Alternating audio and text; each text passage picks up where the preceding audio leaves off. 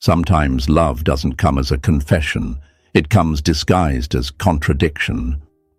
You think love should look like open arms, sweet words, maybe even a public display. But what if I told you some of the deepest love hides in the strangest behaviors? What if the very thing you're interpreting as distance is actually someone trying not to drown in how much they feel? Hey folks, picture this. Imagine someone holding a bouquet of roses behind their back, not because they don't want to give them to you, but because they're terrified you'll laugh if you see them. That's what love looks like for some people. It's not absent, it's just hidden behind fear, behind silence, behind walls built out of past heartbreaks. They don't say it out loud. They act cold. They pull away. They tease instead of compliment. And you, my friend, are sitting there thinking, if they feel something, why don't they just say it? Because for some, saying it feels like jumping off a cliff without a parachute. Let me break the lie that's been making you suffer. If they don't express it, they don't feel it. That's false. That's a lie the movies sold you. That's the fantasy social media posts stuffed into your mind. But in the real world, some people love you and show it in ways that don't even look like love, at least not the way you expect. They might not say, "I need you," but they check on your car tires before your road trip. They won't say, "I'm proud of you," but they bring your favorite drink home without being asked. They may not text paragraphs, but they show up when nobody else does. My friends, this is not avoidance. This is emotional translation. They're loving you in the only language they know how to speak.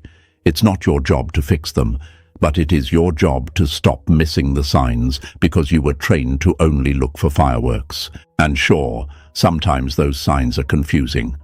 One day they're close, the next, distant. But that doesn't always mean they're losing interest. It might mean they're afraid of what interest even feels like. Think about it. If love has always led them to pain, then closeness doesn't feel like safety. It feels like danger. Let's not lie to ourselves anymore. People aren't just hot and cold for fun. Some are burning on the inside, but they freeze up on the outside, not because they want to hurt you, but because they haven't yet learned how to hold what they feel. So if you're out there wondering why someone seems to care but never says it, you're not alone. And you're not overthinking. You're feeling something real. They're just afraid to admit they feel it too. But here's your turning point. Stop judging love by how loud it is. Start observing how consistent it is. You might be surprised at who's been showing up for you this whole time in quiet, powerful ways. Because sometimes love doesn't knock on the door. It just leaves things at your doorstep, hoping you notice. Now drop this in the comments. Real love whispers. Say it so the world hears it. Say it so you start seeing it. And don't forget, press that like button and subscribe, because we're about to uncover the secret signals that scream, "I love you," without a single word. Stay with me. Number 1. When silence isn't rejection, it's reverence. Silence isn't always the absence of love. Sometimes it's the sound of someone protecting what matters to them. It's one of the most painful things in the world, to feel someone pulling away just when you are getting close, to hear nothing when your heart is screaming for connection. And yet, what if that silence wasn't rejection at all? What if it was reverence? What if their quiet wasn't the sound of fading interest, but the evidence that what they feel is too big to say without breaking? Imagine someone standing in a thunderstorm holding a fragile piece of art. That's how some people carry love. It's precious, delicate, and terrifying to expose. So instead of shouting their love over the chaos, they go quiet. They wrap it in silence, afraid that one wrong word might destroy something sacred. Now you're probably asking, if they care, why don't they speak? Why do they pull away when everything feels perfect? Why can't they just say it like I would? Because, my friend, not everyone was taught that love is safe. For some, love feels like walking a tightrope over a pit of past trauma. One wrong move, and it all collapses. And the irony is, The more they care about you, the more overwhelming the feeling becomes. They don't go silent because they don't feel. They go silent because they feel too much. See, we've been sold this lie that real love is loud, expressive, passionate, verbal, that if they don't tell you every day, they must not care. But here's the truth. Not everyone loves through words. Some people love in restraint, in regulation, in breathless stillness. Their silence isn't coldness, it's calculation. It's a pause between heartbeats where they're trying to decide, can I say this and still stay safe? Because maybe they've been in a place where saying, I love you, meant giving someone a weapon to use later. Maybe vulnerability wasn't met with warmth. It was met with control, manipulation, or betrayal. And now, even in love, they whisper instead of sing. Not because the song isn't there, but because they're afraid the world will destroy it. But here's what they don't realize. And what maybe you need to hear right now. Love that hides becomes love that hurts. Not because it was meant to, but because misunderstood silence turns into emotional starvation for the one waiting on the other side. Still, if you can look closer, beneath the pause, inside the withdrawal, you'll see the signs. You'll see the way they always make sure you're safe. The way they keep a photo of you on their desk. The way they check in when you're sick, even if they don't say, I miss you. These are not small things. These are sacred. These are the quiet gestures of someone who may not know how to show love the way you expect, but still feels it burning in their bones. It's not easy. And no, it's not fair, because you want words. You want certainty. You want the kind of love that you can point to and say, see, it's real. And that's okay. You're allowed to want that. You're allowed to ask for clarity. But while you wait, while you wonder, don't ignore what's already being said in silence. Don't overlook the reverence in restraint. Don't miss the way they look at you when they think you're not watching. Because that silence, it might be holding back a tidal wave they're still learning how to ride. This is hard for them, not because you're not worth it, but because you are. Because some people grew up learning that the more you love, the more you have to lose. So they love like it's dangerous. They love like they're handling fire. Carefully, quietly, hoping not to burn either of you. It doesn't mean you should tolerate emotional starvation. It doesn't mean you shouldn't express your needs. But it does mean you might want to look again before walking away. Because sometimes silence is not the absence of love. It's their attempt to preserve it. The lie is that love should always look a certain way. The truth is that love speaks in 1,000 dialects. Some are loud, some are soft, some are written in long paragraphs, and some are written in space, in presence, in breath. You have to become fluent in the kind of love they speak, without losing the language of love you deserve. That's the balance, that's the power, that's the clarity. So, if they've gone silent, don't rush to fill the gap with fear. Fill it with observation. What are they doing, not just saying? How do they show up without words? Is their silence a retreat or a recalibration? Sometimes, the most emotional thing a person can do is stay silent instead of lash out. Sometimes, stepping back isn't avoidance. It's reverence. It's fear disguised as space. It's care wrapped in caution. And it's not easy to decode. But once you understand that, once you stop demanding that love be loud and start seeing how it breathes in stillness, you gain your power back. You stop chasing and you start observing. You stop begging and you start knowing. You stop doubting and you start discerning. Because real love, real, lasting, honest love, isn't always expressed in volume. Sometimes it lives in the quiet. Now say this in the comments. I hear the silence. Say it to remind yourself that you're no longer blind to subtle love. Say it to show the world around you that you've risen above the lies and learned how to see what others miss. And stay with me, because the next thing we're about to uncover is even more unexpected, and it might just explain everything you've been questioning. Number 2. When they watch you closely but say nothing. The eyes will confess what the mouth is too afraid to say. There's a moment you've probably felt before. You're talking, laughing, or maybe just sitting quietly, and you notice it, that lingering look. It's not the casual glance of someone passing time. It's the quiet intensity of someone who's watching like they're memorizing, and yet they say absolutely nothing. No compliment, no deep words, just silence and stare. And you're left wondering, what are they thinking? You start to doubt yourself. Are they even listening? Do they care, or are they just zoning out? Why do I feel something when they say nothing? My friend, let me break something wide open for you. Some people love you with their eyes long before their lips can catch up, because not everyone is fluent in verbal affection. Not everyone grew up in a home where feelings were shared over dinner or emotions were safe to speak. For some, watching is safer than expressing. Observing feels less dangerous than admitting.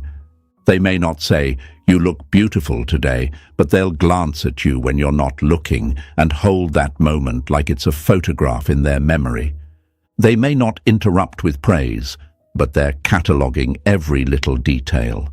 How your voice changes when you talk about something you love, how your brow furrows when you're deep in thought, how you light up when you're finally seen. They are listening, but not with their ears. They are speaking, but not with their mouths. You see, love doesn't always speak in words. Sometimes it scans, studies, and locks in. It watches the way you carry yourself in a crowd. It notices your habits, your boundaries, your subtle shifts in energy. And though it may not be obvious, this kind of silent attention is not casual. It's sacred. Imagine this, someone standing on the shore, watching a powerful wave in the ocean. They don't try to swim out and control it. They don't yell at it to behave. They just watch, in awe, in fear, in admiration. That's what you are to someone like this, a wave. And they're watching. It's not passive, it's prayer. But I get it. You want to hear it. You want the confirmation. You want the reassurance that all this attention means something more. And you start to think, if they cared, they'd just say it.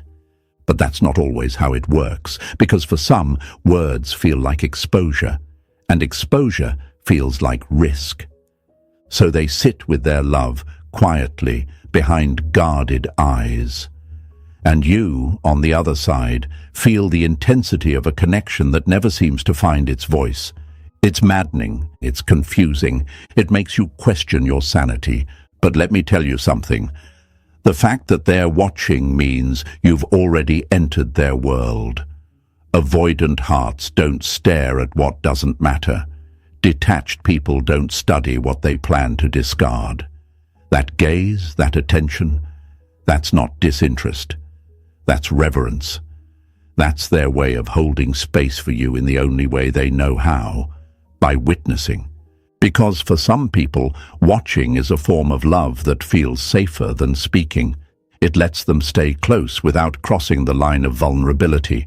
It allows them to feel connected without being consumed. But here's where the pain enters. You don't just want to be watched. You want to be heard. You want someone who's brave enough to look you in the eyes and tell you what that look means. You want to feel safe, not just stared at. And you're allowed to want that. You're allowed to say, observation isn't enough. But before you walk away, pause. Look again. Because there's a difference between being ignored and being silently adored. One is emptiness. The other is fear dressed as restraint. You might think they don't care, but what if the truth is they care so much they don't know what to do with it? Let's break another lie. If they love you, they'll show it the way you need. That's romantic, that's ideal, but not always real, because we don't all learn to love from the same playbook. Some were handed poetry, Others were handed silence. Some were told love is expressed. Others were shown it's dangerous to express, and so they love in the only way they've survived, with eyes wide open and mouths tightly closed. But here's the beauty. When you start to see how someone is trying, imperfectly, silently, you take your power back, because you're no longer waiting to be fed by words. You're learning to recognize love by its patterns, its presence, its stillness. That stare they give you across the room, that's not nothing. That's them saying, I see you, I admire you. I'm still trying to figure out how to hold you without breaking both of us. You may want a poem, you may want a speech, but sometimes the most honest declaration of love is in the way they watch you leave the room like they're scared they'll never see you again. So, what do you do with this kind of love? You don't chase it. You don't fix it, you honor it, but only if it honors you back.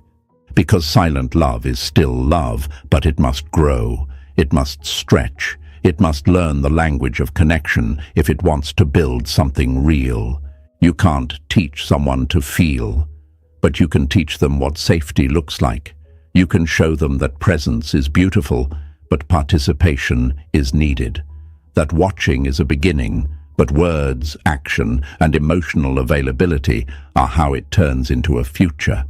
And for them, the ones who sit quietly and study instead of speak, this isn't just affection, it's awakening. You've triggered something they can't ignore, and slowly, if they're brave enough, they'll move from gaze to word, to effort. So the next time someone looks at you with more intensity than they speak, don't rush to interpret it as indifference. See it as the starting line of love they never learned how to express. And ask yourself, do I want to wait while they figure out how to speak it? That choice is yours. Now drop this in the comments. I see what's unspoken. Say it as proof that you've evolved. Say it for those who never got the words, but always felt the weight of a stare that said everything. And stay with me, because the next signal we're going to decode will hit even deeper. You've been misreading it your whole life, but not anymore. Number 3, when they tease you instead of praising you. Some people hide their tenderness behind a smirk, because it's safer to joke than to confess. Let's talk about something that confuses the hell out of you. Those people who never say, you're amazing, but always find a way to make fun of you. The ones who crack a joke instead of offering praise. The ones who roll their eyes when you do something great, but are always right there when you fall apart. You've probably asked yourself more than once, why can't they just be kind without being sarcastic? Why do they tease me when I need encouragement? Do they care at all, or is this just who they are? My friend, let's peel the mask off something very real. Teasing is often love wrapped in armor. For people who are afraid of being vulnerable, humor becomes their emotional shield. They won't hand you a compliment directly, but they'll sneak it in under the cover of sarcasm, because for them, praising you out loud, that feels like standing naked in a storm. They joke because joking is control. Praise feels exposing. Vulnerability makes them flinch. And if they've been raised in an environment where affection was either weaponized or withheld, then being openly kind might feel like handing you the trigger to their undoing. So instead, they play it cool. They tease. They roast. They say things like, oh, look at you getting all serious right after you opened up to them. But listen carefully, they're not teasing you because they don't see your light.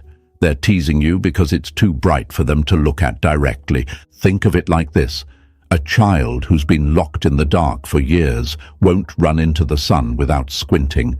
It's too much, too fast. So they turn away, they joke, they laugh it off, because feeling that level of emotional intensity all at once is overwhelming. That's what's happening here. You're shining, and instead of meeting you in that glow, they deflect. Not because they want to dull you, but because they don't know how to handle the heat of someone who makes them feel something real. You might think, If they care, they'd uplift me. But here's what they don't tell you. Some people were never taught how to speak love. They were taught how to dodge it. They came from places where compliments were suspicious or affection was inconsistent. So now, as adults, they flirt with emotional closeness, but don't fully trust it. You'll hear them say things like, "Don't get too full of yourself now," right after you accomplished something huge. Or maybe, "I guess you're not completely hopeless," when you show growth. And you laugh along because it's easier, but deep down you wish, just once, they'd drop the act and say what they really mean. The lie is that teasing always means detachment, that if they really loved you, they'd speak gently and shower you with praise. But that's not how every heart works. Some hearts are cautious, clumsy. Some hearts speak in half-jokes and sideways glances, not because they don't care, but because they care too much, and they don't want you to see how deep it runs. Let me ask you, have they ever teased you about something they actually admire? Your work ethic, your creativity, the way you always speak your mind. Did they poke fun at it, but never let anyone else do the same? That's not coincidence. That's not mockery. That's protection. That's their version of saying, "I see you, and it scares me how much I do." See, teasing gives them an out. If they compliment you and you don't receive it well, they feel exposed. But if they tease you and you laugh, they still said something true, without the risk of getting hurt. It's emotional judo, a tactic, a coping mechanism, a cover for vulnerability they've never felt safe enough to express out loud. But let's not get it twisted. Just because it's fear-based doesn't mean it's healthy. You deserve praise that doesn't come dressed as a joke. You deserve to be seen in your wholeness, not only tolerated through teasing. You deserve someone who doesn't flinch when it's time to lift you up.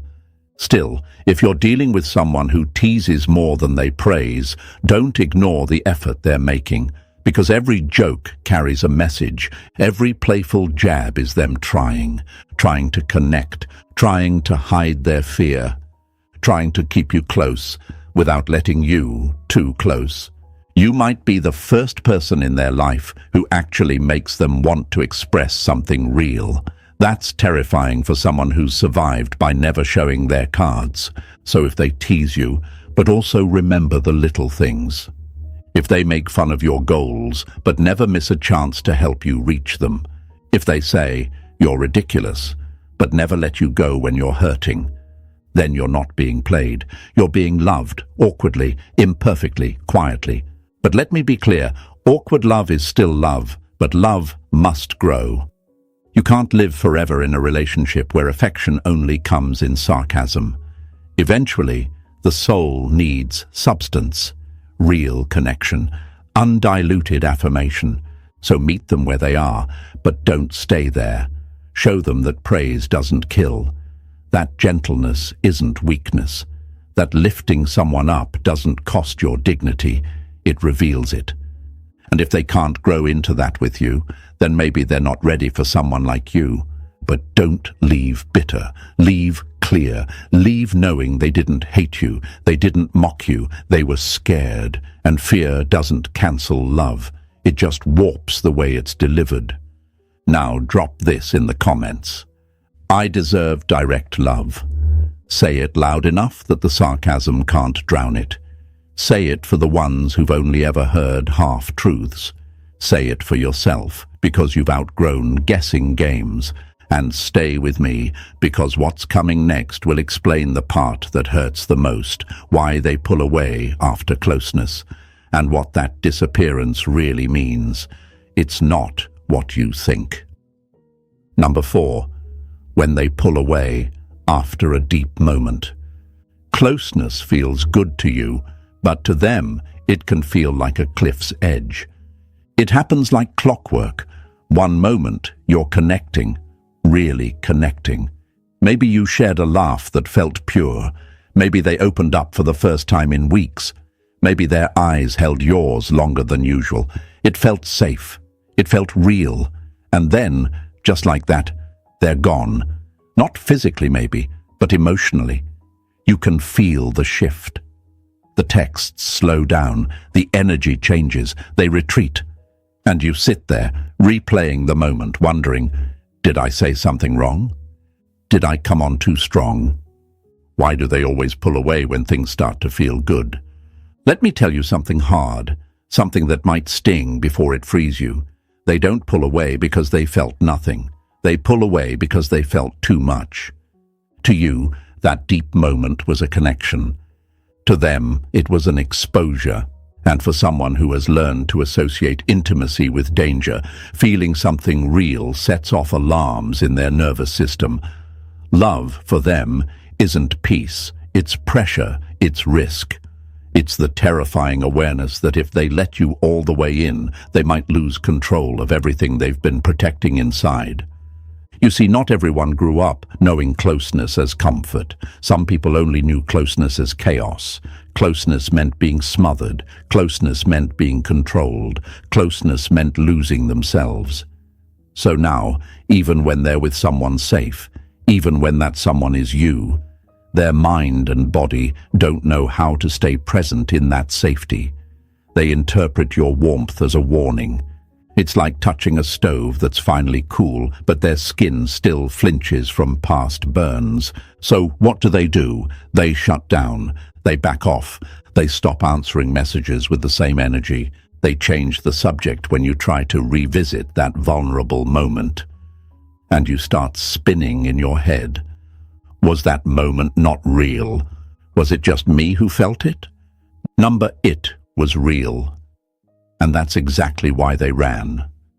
Because real feels dangerous when your emotional history tells you that real things tend to disappear or turn into pain. Think about this. Imagine someone who's been underwater for most of their life. You offer them air, real, fresh, clean air, and instead of inhaling it, they panic. Not because it's not good for them, but because they've forgotten how to breathe anything but water. That's what love feels like to someone afraid of intimacy. Your affection feels like air, but their body's still stuck in survival mode. You might be tempted to fix it, to chase them, to reach out and demand an explanation. Why did you change? What happened? But the more you chase, the more you confirm their fear. That closeness is controlling, that connection comes with expectation, that love means losing space. This is the cruel paradox. The more you try to hold them, the more they feel the need to escape. And so you pull, they run. You ask, they shut down. You offer closeness, and they answer with distance, not to punish you, not to manipulate you, but to protect themselves from a love they're not sure they know how to hold. So how do you break the cycle? Not by begging, not by pressing, but by pausing. You step back, not in anger, but in wisdom. You let them have their space. Not to feed their avoidance, but to show them that love doesn't always chase, control, or consume. When they learn that they can come close without losing themselves, that's when real intimacy begins. Because here's the secret, it's not your closeness that scares them. It's what the closeness awakens inside of them, feelings they don't know how to process, fears they haven't faced, and parts of themselves they've never had to share. They may not tell you this. In fact, they probably don't even know how to explain it, but you'll see it in the way they return. Slowly, hesitantly, quietly, like a wild animal stepping back towards something that didn't bite. And when they do come back, don't punish them, don't make them pay for leaving, but don't forget what you need either. You're not a safe place for someone else if you become unsafe for yourself. Hold your boundaries. Hold your truth. Hold the line between compassion and self-betrayal, because love, real love, doesn't mean excusing patterns that keep you guessing. It means understanding where they come from and deciding if you can build something steady anyway. Sometimes people need space not because they want out, but because they want in and don't know how. They're learning the rhythm of intimacy, 1 step forward, 2 steps back, and yeah, it's exhausting. But if they're willing to return, to try again, to grow, then that distance wasn't a goodbye. It was a pause, a recalibration, a necessary retreat. But don't wait forever. Love can whisper in retreat, yes. But it also has to return with presence. If it doesn't, you'll be holding on to the echo of something that never came back. So if they pulled away after a moment that meant something to you, don't let fear rewrite the story. Don't tell yourself it was all in your head. Trust what you felt, but also trust that if it was real for them too, they'll come back. A little softer, a little braver, a little more ready. Now drop this in the comments. I trust the pause. Say it so your heart remembers that silence isn't always the end. It's sometimes the beginning of understanding. Say it so the world knows you've stopped chasing closeness that isn't ready. Say it because your love deserves to be met, not just felt but faced. And stay with me, because next we're uncovering a signal that's even harder to decode. When they get jealous but pretend not to care. What they do in silence might just reveal what they'd never dare say out loud. Number 5. When they're jealous, but try to hide it.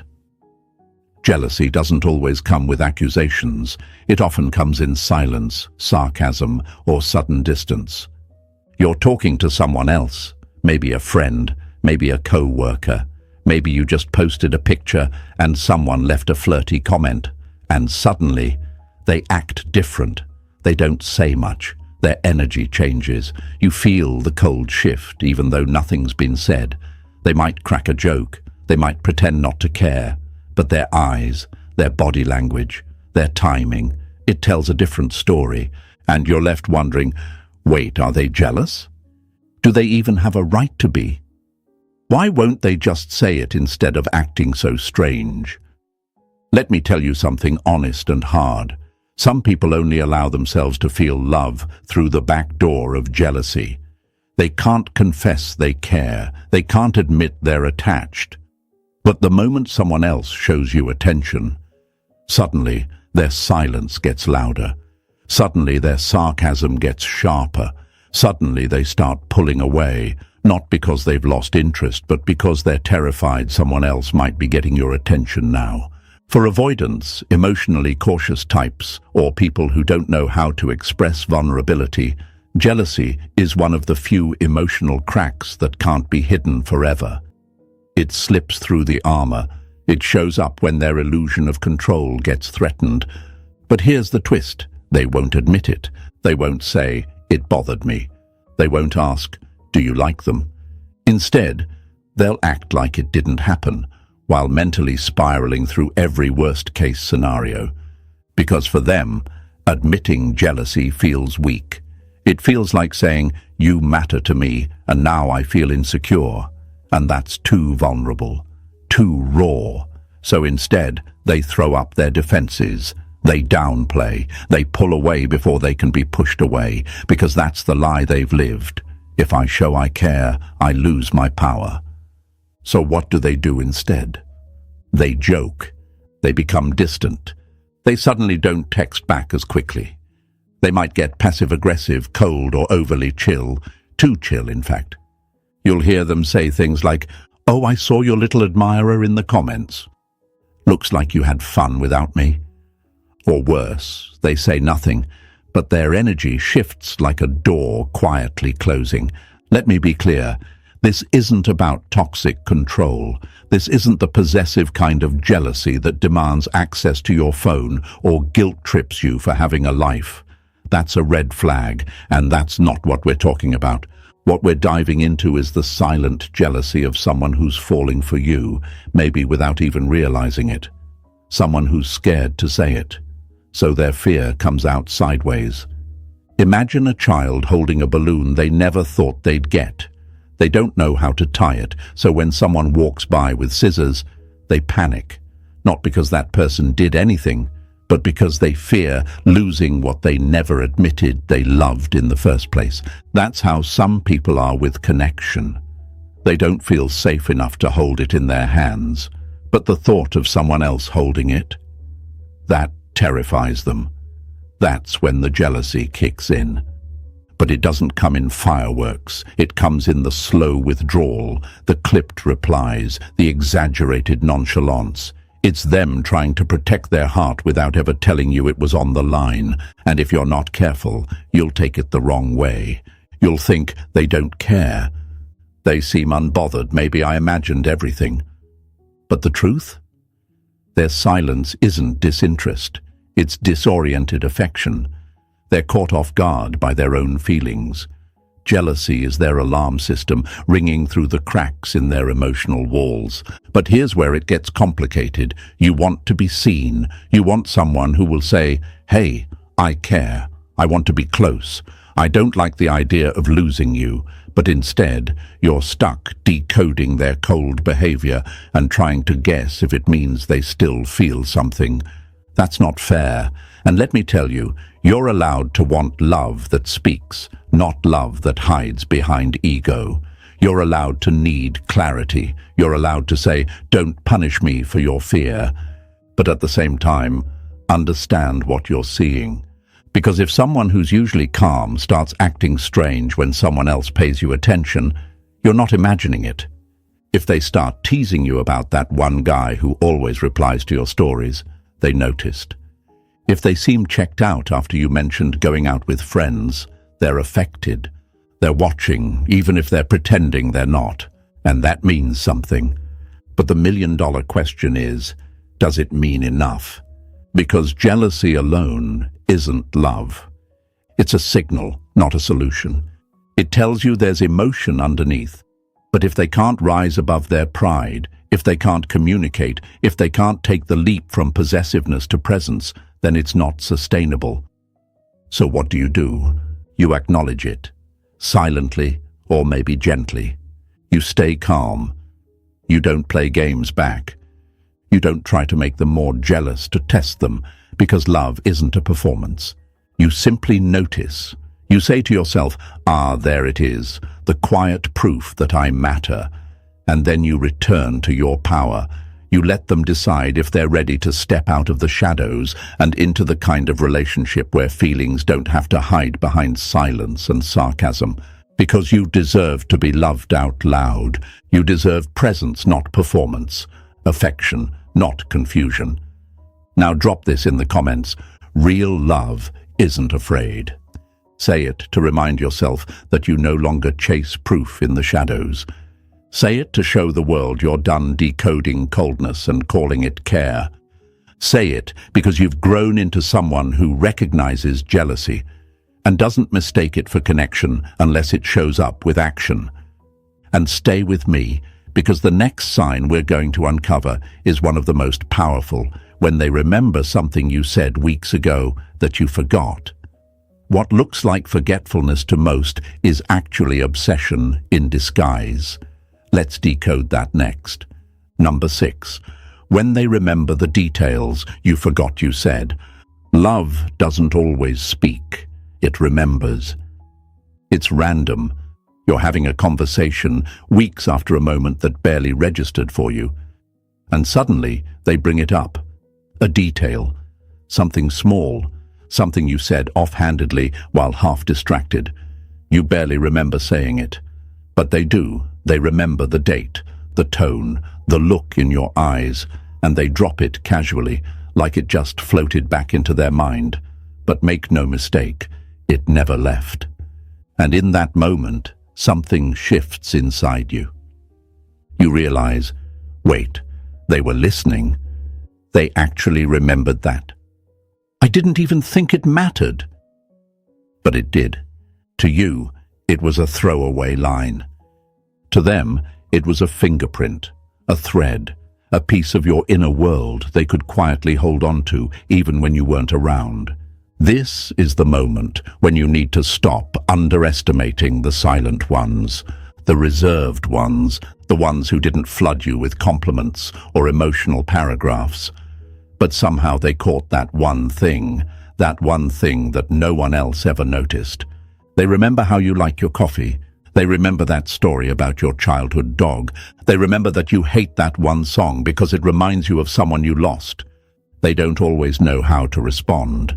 They might not rush to comfort you, but they log it, they store it, and when the moment's right, they bring it back, not to impress you, but because it matters to them, because you matter to them. Let me be very clear. When someone remembers something you forgot you told them, it's not just memory, it's emotional investment. That's not just mental recall. That's the heart trying to hold on to pieces of you in case words fail them again. This is what many people miss. We're trained to look for love in grand gestures, in poetic messages, in public declarations, but so often, love is in the remembering. It's in the fact that they noticed when your energy was off and didn't call it out, but quietly checked in. It's in the way they remembered your friend's name even though you mentioned them once. It's in the effort to learn your routines, your triggers, your preferences, because that's their way of being close to you without smothering you. Now here's where the confusion hits. They remember so much, but don't say much. They act like they're not affected, but they're collecting emotional data with the precision of someone building a home. And you're over there thinking, if they care this much, why don't they say more? Because for some people, remembering is safer than revealing. They fear that if they express how much they care, they'll open themselves up to pain. So instead of confessing, they study, they remember, they store affection in their memory, not on their sleeve. Think of it like this. Imagine a traveler who's too afraid to settle down.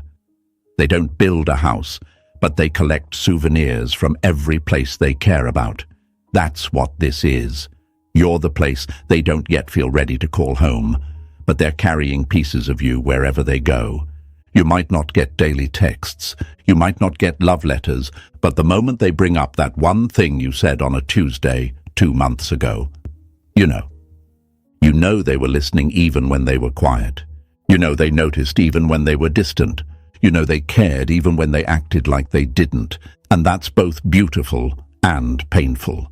Because you start asking the deeper question, is remembering enough? Is quiet care enough for a loud heart like mine? That's the storm of loving someone who shows affection in fragments. They give you puzzle pieces and expect you to know it's a masterpiece. They don't tell you they miss you, but they remember the exact way you like your eggs. They don't say, I'm falling for you, but they remember your job interview and ask about it when no one else does. So what do? You acknowledge it, you value it, but you also stay honest with yourself. Because love that hides too long becomes love that wounds. If they remember everything but never make you feel it, you start to forget yourself. You start to question whether your needs are too much. You start to think maybe quiet love is the only love you deserve. And that's the lie you need to destroy. You deserve love that doesn't just remember you. You deserve love that meets you, speaks to you, grows with you. But that doesn't mean the remembering means nothing. In fact, for some, remembering is everything. It's the first and only way they know how to show up. It's how they stay close while still feeling safe. It's how they say, you mattered, without ever opening their mouth. It's their silent confession. I've been paying attention. I care more than I let on. But at some point, that memory has to become movement. That noticing has to turn into nurturing. That quiet investment has to become shared experience, or it stays locked in the vault of almost love.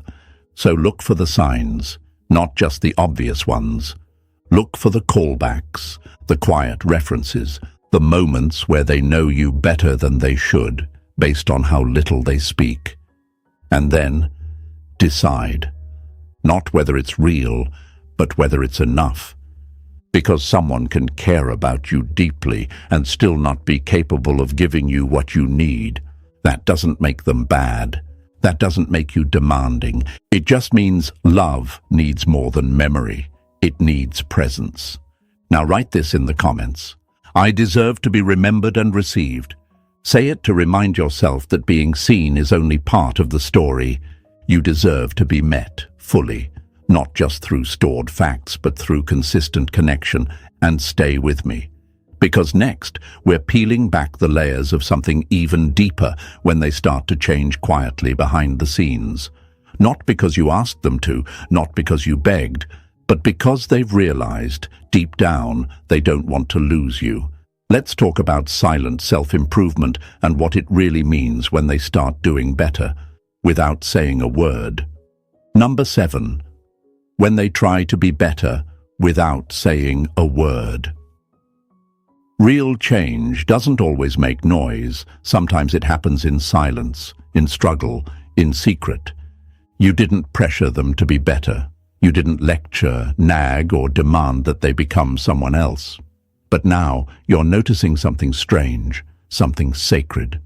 They're shifting, not in loud, dramatic ways, but in small, almost imperceptible ones. They show up more often. They listen with more intention. They don't disappear as easily. It's like the walls are still there, but the bricks are beginning to loosen, and they haven't said a word about it. They're not announcing that they're healing. They're not asking for credit. But if you're paying attention, you know, this is someone who's quietly trying to become worthy of the space you've made for them. This isn't about becoming perfect overnight. This isn't about some magical transformation. It's not a movie montage with music and a final scene. It's messy, clumsy, invisible to everyone else, but not to you. You see it in the way they pause before reacting, in the way they return a little faster after pulling away, in the way they no longer mock vulnerability, but sit with it, even if they're still afraid. And maybe they haven't told you, but deep down you know. They're trying not to lose you, and they know the old version of them will.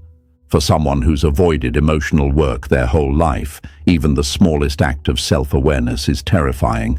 They've built an identity on staying guarded. They've been wired to believe that change equals exposure, and exposure equals pain. So when they start doing the work in private, when they seek help, start reading, set boundaries, or unpack their own patterns, that's not weakness. That's love learning how to fight for itself. They won't say, "I'm healing because of you." They probably won't say anything at all, but their energy tells the truth. They begin to pull their weight emotionally. They begin to take responsibility for their reactions. They start to show you, not tell you, that they want to be a better partner, not just a comfortable one, and they do it without fanfare, without announcement, because for them, even admitting effort feels vulnerable. Saying, "I'm trying," sounds like setting a standard they're afraid they won't meet. And yet, they keep showing up. You'll notice they don't disappear when things get hard like they used to. They sit longer in conversations that once made them flinch. They may not say the words, but their consistency whispers it. "I care." That silent effort is the proof you didn't imagine the connection. You weren't wrong. You weren't chasing a ghost. You were just loving someone who needed more time to grow into who they could be, if they felt safe enough to try. But let's get one thing clear. Just because they're trying doesn't mean you forget what you need. Quiet effort is beautiful, but it doesn't replace communication. It doesn't erase emotional needs. You're not required to wait indefinitely for someone to become emotionally fluent. You can appreciate the effort and still hold the boundary. You can honor what's real without sacrificing what's necessary. That's what maturity looks like. You no longer need to be begged to stay or persuaded to leave. You simply observe, you feel, you decide. Because if someone's really doing the work, you'll know. You won't have to chase updates. You'll feel it in the peace they bring instead of the chaos they used to trigger. And maybe, just maybe, your love didn't change them. It activated them, not by force, not by control, but by being the kind of presence they couldn't ignore. You mirrored something better. You showed them what safety could feel like. And without realizing it, you became the spark they needed to rise above their own survival mechanisms. So no, they didn't shout it from the rooftops. They didn't make it obvious. But the version of them who once ran at the first sign of connection is slowly learning how to stay. And not just stay, but contribute, care, Participate in building something real. This isn't about fixing anyone. You're not their savior, their therapist, their emotional crutch. You're just a person who held space and didn't fold under silence. You let your strength speak through consistency. You let your clarity lead without control. And now you're witnessing the return. Someone who is finally understanding that love isn't something they run from. It's something they grow into. So when you notice those subtle shifts, the changed tone, the deeper eye contact, the way they ask you how you're feeling and actually stay to listen, don't overlook it. That's not coincidence. That's the result of internal work they've started without anyone cheering them on. That's a person trying to grow, even if they're still learning how. And sure, they're still imperfect, they still mess up, they still get scared, but the difference now, they don't let the fear drive the car. They're starting to take accountability, not for you, but because of what they're becoming with you in their world. Now drop this in the comments. I honor silent growth. Say it for every moment you saw change when no one else did. Say it because you now understand that love isn't always loud, but effort always shows. Say it because your awareness is your power, and you've earned the right to see through silence and know when something real is unfolding. And if this entire journey has taught you anything, let it be this. You no longer beg for love. You recognize it. In its action, in its reflection, in its transformation, let others shout. Let them perform. But you hear what's unspoken, and that's what makes you different. Stay grounded, stay sharp, stay open, but never waiting. You've seen enough. Now you know what's real.